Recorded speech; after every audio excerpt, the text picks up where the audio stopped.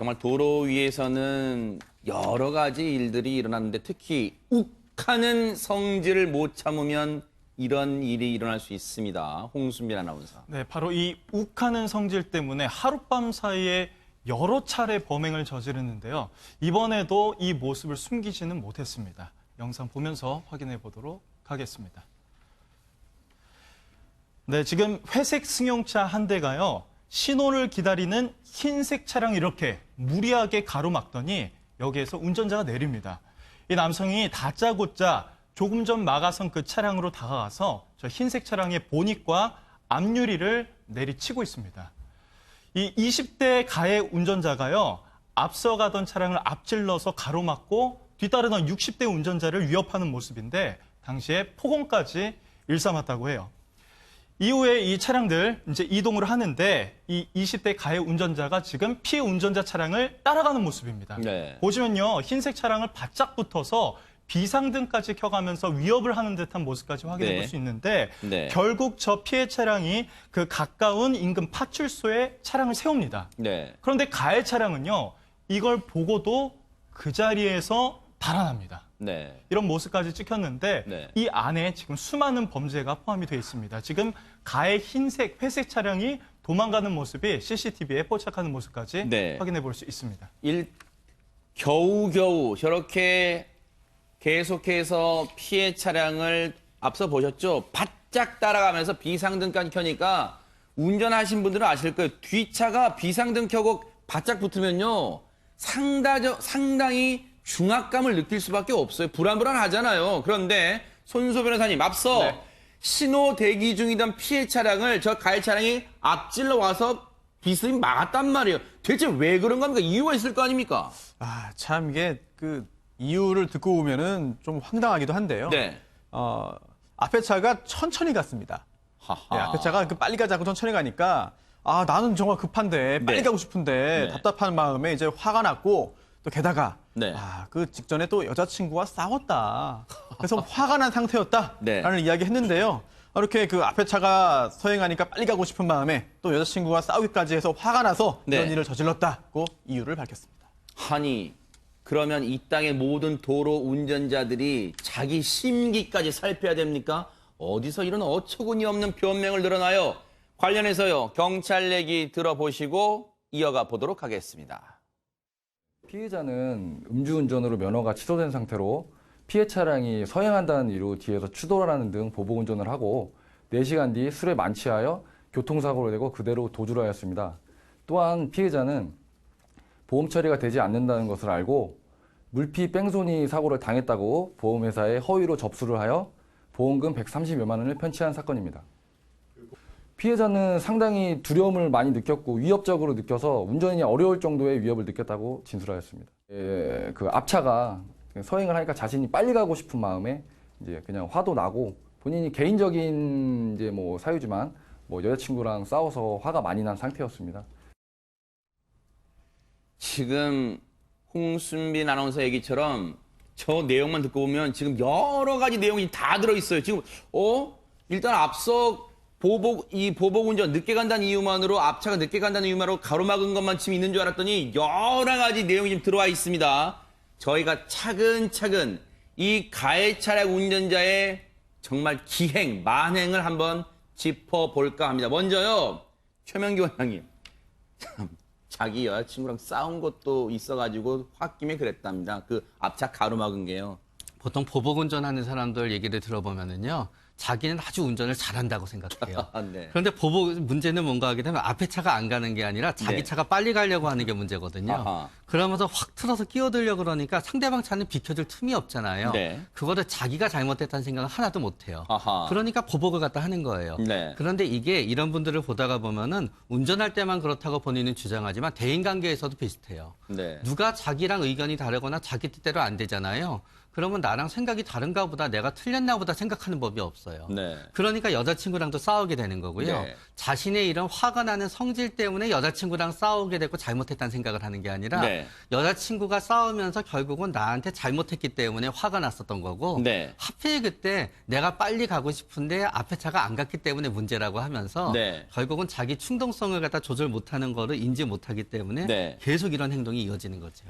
그런데 저 영상을 보면요. 물론 CCTV 상이기 때문에 소리가 안 들려서 단언하긴 뭐합니다만 비상등을 켜면서 바짝 따라가잖아요. 모르긴 몰라도 경적도 울렸을 수 있어요. 계속 빵빵 울리면서 바짝 따라붙으면서 비상등도 켜고 하니까 피해 차량이 얼마나 중압감 느꼈겠어요. 그런데 더욱 기가 막힌 게 오윤성 교수님, 이 가해 차량 운전자 면허가 없다면서요?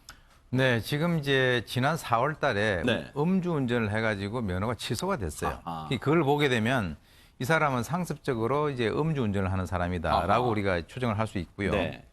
좀 전에 이제 그 원장님 말씀하셨습니다마는 그런 여러 가지 것들이 연속적으로 이어지는 그런 그 상황인데 네.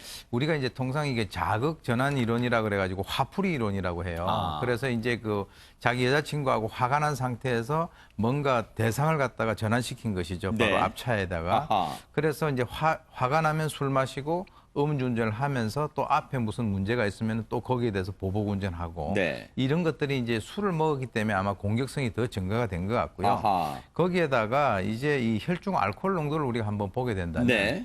이게 깜짝 놀랄 것이 우리가 통상 현행법상에서 0.1%가 넘으면 면허가 취소가 되거든요. 그렇죠. 그런데 사건 당시에 이 사람의 혈중 알코올 농도가 0.351%였단 말이에요. 0.351요? 네, 3배, 3.5배 이상이었다.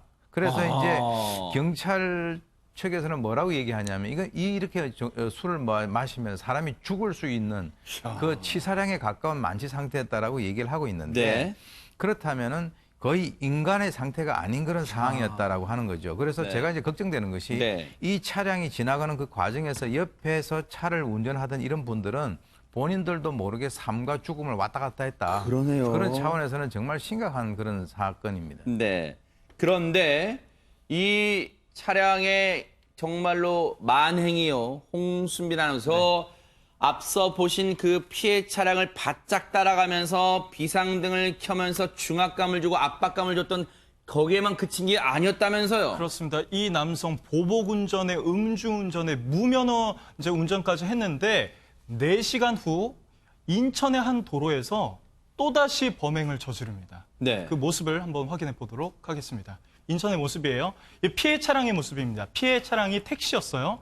근데 보시면 잠깐 이렇게 충격이 느껴지더니 오른쪽에 지나갔던 차량이 아까 그 바로 가해 차량이었던 겁니다. 아하. 그러니까 가해 차량이 4시간 후 인천의 한 도로에서 이 택시의 옆면을 들이받고 도망가는 모습인데 네. 이번에는 이 택시 운전기사가 저 회색 가해 차량을 끝까지 따라갔다고 합니다. 네. 저 회색 차량에서 한 남성이 내려요. 네. 운전석에서 내리지 않고 조수석에서 내립니다. 아하. 그리고 밑쪽에서 지금 잘 보이지는 않지만 택시 운전기사가 어디론가 전화를 하려고 하니까 네. 이 가해자가 갑자기 뭔가 무릎을 꿇는 듯 하면서 말리려고 하는 모습까지 포착이 됐습니다. 네. 무릎을 꿇는 모습이 포착이 조금 전에 영상상으로 잘 안 됐는데 무릎까지 꿇으면서 이제 어디엔가 이 택시 기사님이 전화를 하랬겠죠. 아마 경찰에 신고를 하라고 했겠죠. 왜냐하면 이 택시를 들이받고 그대로 도주를 했으니까 누가 봐도 뺑소니잖아요. 그걸 본인이 손수 가서 그 사람을 잡았으니까 그 가해자를 잡았으니까 경찰에 신고하려고 했겠죠. 그러니까 무릎을 꿇는 장면까지 차량 블랙박스에 고스란히 찍혔는데 참 정말로 어처구니가 없습니다. 그 조수석에서 내렸다는데 그러면 운전석에 누가 따로 있었던 걸까요? 경찰 얘기 들어보시고 이어가 보도록 하겠습니다. 뭐 술에 뭐 워낙 취해가지고 정신이 없을 정도의 만취 상태였습니다. 이제 이번 주에 검찰로 이제 송치 예정이에요. 이제 무면허의 음주까지 하다 보니까 일부러 조수석에서 내리더라고요. 원래는 운전석에 앉아있던 사람이었어요. 친구가 한 명 타고 있었고요. 본인도 이제 조수석에서 내렸어요. 친구가 먼저 내리고 그 다음에 본인 조수석에 또 다시 내렸어요.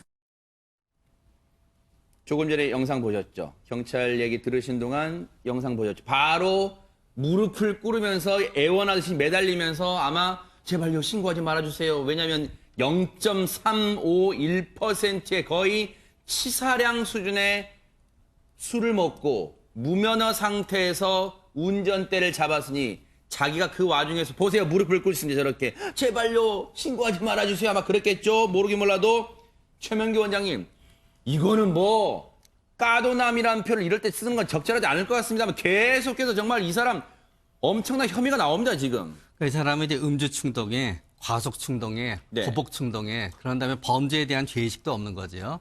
보통 충동성은 누구나 다 강할 수는 있지만 이게 네. 막아주는 것들이 있거든요. 네. 예를 들어서 겁이 많은 사람은 충동성도 강하지만 나중에 잡힐까 봐 범죄를 저지르진 않아요. 네. 또 어떤 사람은 충동성은 강하지만 동정심이 있는 사람은 범죄를 안 저지르거든요. 네. 어떤 사람은 충동성은 강하지만 그래도 생각할 수 있으면 괜찮아요. 근데 네. 이 사람은 충동성은 강하면서 겁도 없고요. 동정심도 없고요. 아하. 생각도 없어요. 그러니까요. 그러니까 그냥 내키는 대로 계속 행동하게 되는 거예요. 아하. 그런데 이 남성요, 이 가해 남성 홍순민 아나운서 뭔가 범죄 종합 선물 세트인데 그 활용 점정 찍은 게 또 다른 게 하나 있다면서요? 그렇습니다. 흰색 차량 들이받고 택시 들이받으면서 본인의 차량도 좀 파손이 됐었겠죠. 네. 그런데 이 남성이 이번에는 보험사에 가서 이제 자신의 차량이 주차가 돼 있었는데 뺑소니 사고를 당했다고 속여서 허위로 보험금 120만 원까지 타낸 사실이 네. 알려졌습니다. 아하, 참. 첫 번째 그 보복 운전한 거 있죠? 그때 받은 수리비. 그리고 택시를 들이받고 뺑소니 칠 때 그 차가 좀 긁혔겠죠? 자신의 차량도 그 수리비, 그걸 보험 처리했대요. 그래서 120만 원, 130만 원 가까운 돈을 보험금으로 타냈다고 하는데, 손 변호사님. 네. 범죄 종합 세트인데 이 사람 뭐 죄를 얼마나 물을 수 있습니까, 형량은?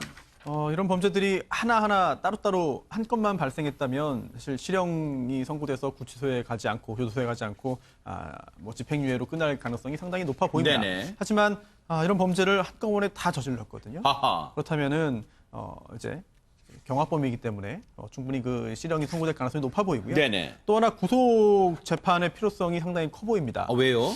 일단 조금 전에 보면은요, 물론 무릎을 꿇고 뭐 사정사정하는 모습도 있었지만 네. 사실 그 이전에는 상당한 수준의 공격성을 보였거든요.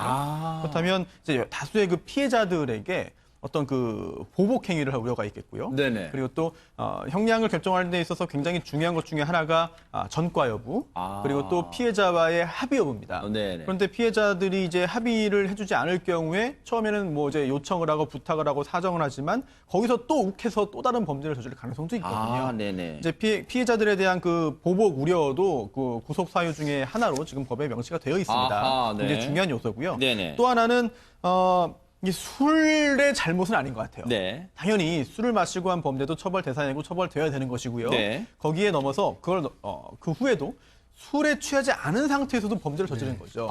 그리고 보험 사기 네. 그 부분, 내가 뺑소니 당한 것이다, 네. 라고 그 보험금 청구를 해서 보험금 받은 거잖아요. 아하. 이런 범죄는 술과 관련이 없습니다. 네. 그렇다면 술에 취해서도 문제가 있고 또 술에 취하지 않은 상태에서 문제가 있다면 네. 지금 이 사람은 뭐 상당한 수준의 그런 그 처벌이 필요한 상태이고 네. 또 재판도 불구속 상태가 아닌 구속 상태에서 재판이 진행되어야 할 필요성이 상당히 크지 않나 이렇게 생각합니다. 그러네요.